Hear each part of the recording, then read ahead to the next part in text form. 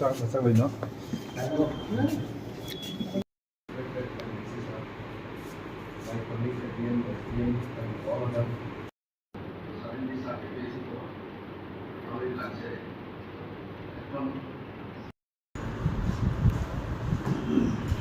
এইমাত্র আমরা খোয়াই জেলা শাসকের অফিস থেকে বেরিয়ে এলাম এবং দীর্ঘক্ষণ ধরে আমাদের মিটিং ছিল। এমএলএ হওয়ার পর, বিরোধী দলনেতা হওয়ার পর এই প্রথম জেলা শাসক মহাশয়ের সাথে একটা মিটিং হলো। মানুষ আমাদের ভোট দিয়েছেন এবং মানুষের আশা আকাঙ্ক্ষা রয়েছে যে আমরা মানুষের হয়ে কাজ করব। আমি দেখেছি গত 15 দিন ধরে বিভিন্ন এলাকায় যখন গেলাম, আসারামবাড়ির বনবাজার, উদনাবাড়ি, করঙ্গিছড়া, পূর্ব বেহালাবাড়ি, বিদ্যাবিল ইত্যাদি এলাকায় পরিদর্শনকালে আমি মানুষের নানা সমস্যার কথা শুনলাম এবং যে সমস্ত চিত্র বেরিয়ে এসছে, এখানে আমাকে বলতে হচ্ছে যে দীর্ঘ 25 বছর বাম শাসন ছিল, তখন ওনারাও বলেছেন যে আমরা স্বর্ণ যুগে আছি। তার পরবর্তী সময়ে 5 বছর ডাবল ইঞ্জিন দিয়ে যারা সরকার করছেন, বিজেপির সরকার ত্রিপুরায় আছে, বিজেপির সরকার সারা ভারতবর্ষে আছে, ওনারাও বলছেন যে এখন স্বর্ণ যুগের চেয়ে আরও ভালো যুগ, হীরার যুগে আমরা আছি। আমি উভয় যুগকেই স্বাগত জানাই। শুভ হোক ওনাদের কথা এবং ওনাদের আশা, ওনাদের প্রত্যাশা, সরকার সফল হোক এটা কামনা করি। কিন্তু আসারামবাড়ির এই এলাকাগুলি পরিদর্শন করে এখন দেখলাম যে পানীয় জলের সংকটে রয়েছে হাজারো মানুষ। আমার কাছে লিখিতভাবে এলাকার লোক, আমি যে সমস্ত এলাকায় গেলাম, এখানে প্রচুর তথ্য এরা একের পর এক লিখে আমাকে দিয়েছে যে কোন কোন জায়গায় পানীয় জলের সংকট আছে এবং কি কি করতে হবে সরকার।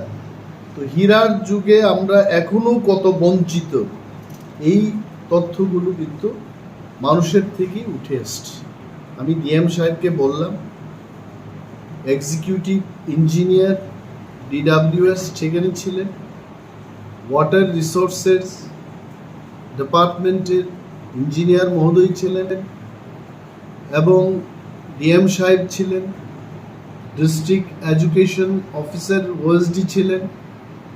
সমস্ত বিষয় নিয়ে বিদ্যাবিল স্কুল, বেহালাবাড়ি স্কুল, সারা আসারামবাড়ি কেন্দ্রের মধ্যে যে সমস্ত স্কুলে নানা সমস্যা, এগুলো নিয়ে আমরা আলোচনা করেছি এবং বিশেষভাবে উজান ময়দান এবং ভাতি ময়দান, ফলাকা বাড়ি, তেই বাগলায়, এই সমস্ত এলাকায় বছরের পর বছর, এটা আমি বিজেপি সরকারকে দোষ দেব না, ত্রিপুরা রাজ্য যে দিন থেকে ভারতবর্ষে সামিল হয়েছে সেই দিন থেকেই বা রাজন্য ত্রিপুরায় সেই সমস্যাটা ছিল, এই সমস্যা আজও বহাল আছে।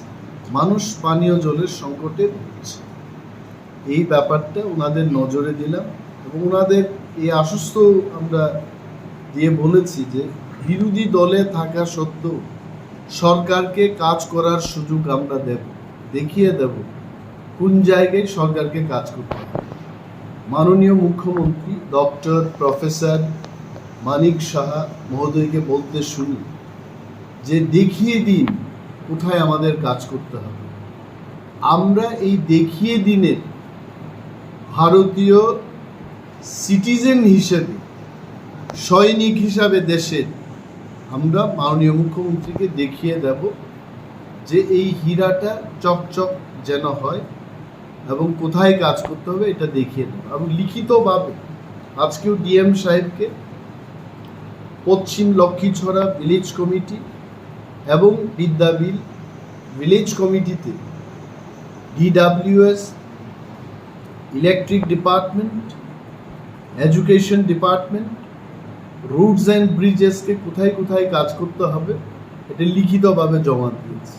এবং আমরা দেখব এই চিঠি দেওয়ার পর, মিটিংয়ের পর আগামী 1 মাসের মধ্যে মাননীয় যিনি জেলা শাসক এখানে আছেন উনি এই ব্যাপারে কোনো পদক্ষেপ নিয়েছেন কিনা ঘুরে দেখব।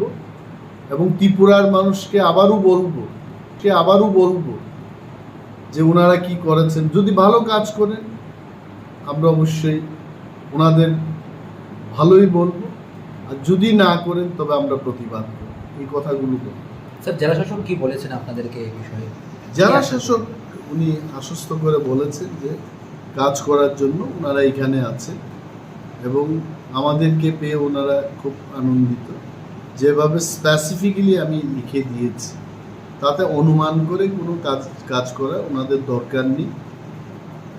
রাস্তার পরিমাণ কতটুকু কাজ করলে কোথায় যাওয়া যাবে সমস্ত রাস্তা দেখিয়ে দেবে। এখানে কয়টা রাস্তার কথা আমি বলেছি, বনবাজার টু বাছাইবাড়ি টু চাম্পাহাওয়ার টু তুলাশিকক টু মুঙ্গিয়াগামী ভায়া নমঞ্জয়ের বাড়ি পর্যন্ত এই রুটটা যদি ঠিক মতো রাখা যায় আসারাম বাড়ি ওয়েল কানেক্টেড হয়ে যাবে। তারপর বগাবিল টু পদ্মবিল টু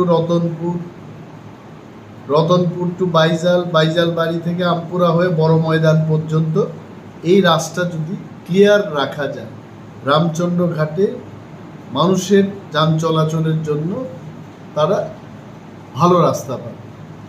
এই কথাগুলো বললাম। উত্তর চেপড়ি টু বাতি ময়দান, একালব্য স্কুল হয়ে কলাবাগান হয়ে একটা রাস্তা আছে, NEC রুট, এটাকে ভালো করার কথা বললাম। চাম্পাহাওয়ার টু খোয়াই, এটা একটা লিঙ্ক রুট, এই লিঙ্ক রুটকে যেন ভালো জায়গায় আনা হয় এটার কথা বললাম।